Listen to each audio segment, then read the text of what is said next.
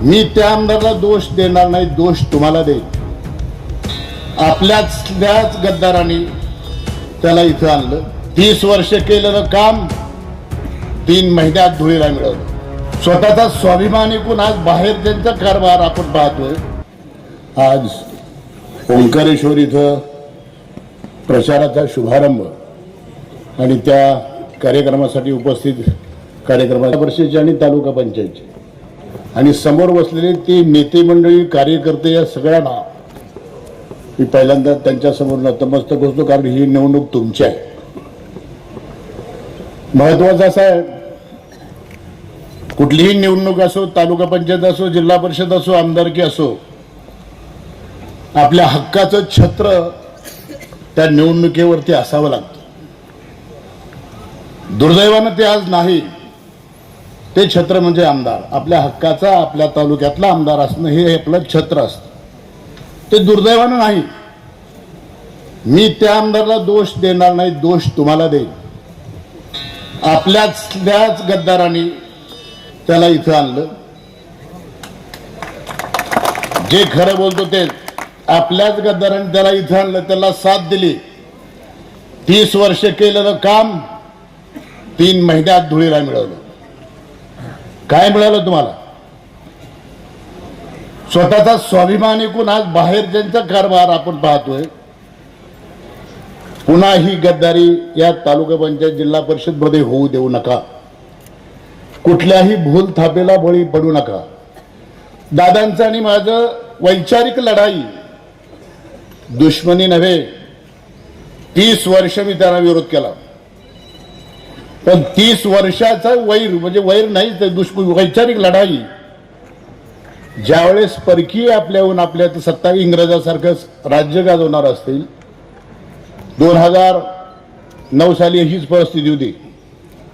त्यावेळेस सुद्धा मी ज्यावेळेस दादांच्या स्टेजवर जाईल त्यावेळेस आपल्या बबनदादाला तिकीट मिळणार होतं. मी त्या स्टेजवरती गेलो आणि 2000ची वेळ टळली, 2009ची. त्यानंतर आता 30 वर्षानंतर 30 परत एकदा वेळ आली होती.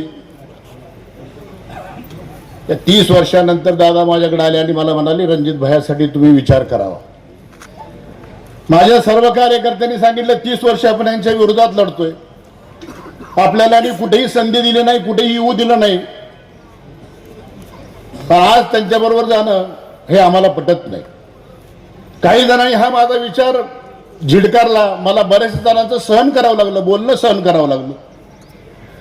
पण मी म्हटलं नाही, आपल्यावरती दुसरं कोणी येऊन तरी आमदार म्हणून बसणार असेल तर मी यांना पाठीमध्ये, आज ते असतील उद्या मी असेल, पण ते आपल्या घरातलं भांडण आहे, आपल्या तालुक्यातलं आहे. आपण बाहेरच्याला संधी द्यायची नाही हे मी माझ्या सर्व कार्यकर्त्यांना समजून सांगितलं. कार्यकर्त्यांनी सांगितलं तुम्ही तुमचा निर्णय ओके, सगळ्यांनी मान्य केलं. परंतु आपल्यातलेच गद्दार त्यांना जाऊन मिळाले ज्यांनी मतदान भैयाला केलेलं नाही. त्यामुळं आपला आज आमदार हक्काचा नाही, एवढं लक्षात ठेवा. आज सुद्धा तीच परिस्थिती आहे. जिल्हा परिषद तालुका पंचायत मध्ये असं होऊ देऊ नका, कारण ही बांधणी आहे उद्याच्या आमदारकीची. जे काय त्यांनी घुसखोरी करून गेले, आज ते फाउंडेशन बांधायची ही परिस्थिती आहे. त्यावेळेस ते त्यांच्या जिल्हा परिषद तालुका पंचायत कोण होतं का इथं?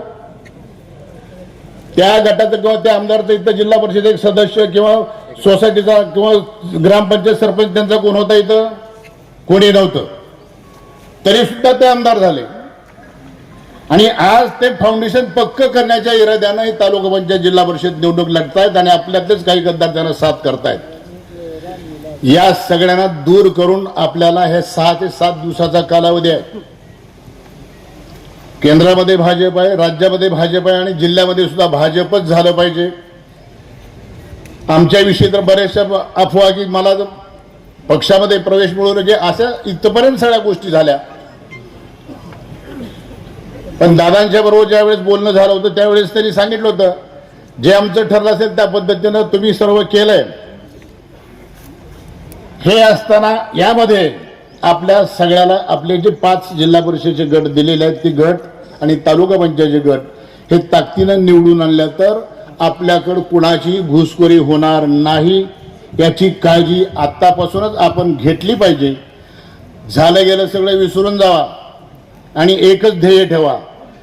जसं इंग्रजांना बाहेर घालवलं तसं यांना बाहेर घालवण्याची ही संधी आहे. या संधीमध्ये कुणीही गद्दारी न करता चांगल्या पद्धतीनं काम करा आणि उद्याच्या निवडणुकीमध्ये 5 तारखेला कमळाच्या चिन्हावरती जास्तीत जास्त मतदान करण्यासाठी सर्व कार्यकर्त्यांनी जीवाचं रान करावं आणि 7 तारखेला आपला भगवा घेऊन सगळ्यांनी आनंदानं हा निरोप बबनदादांना तिकडं अमेरिकेत द्यावा एवढी सर्वांना विनंती करतो. आणि या सगळ्या तालुका पंचायत जिल्हा परिषदच्या सदस्यांना श्रेयस चिंततो. यशस्वी भव. जय हिंद, जय महाराष्ट्र.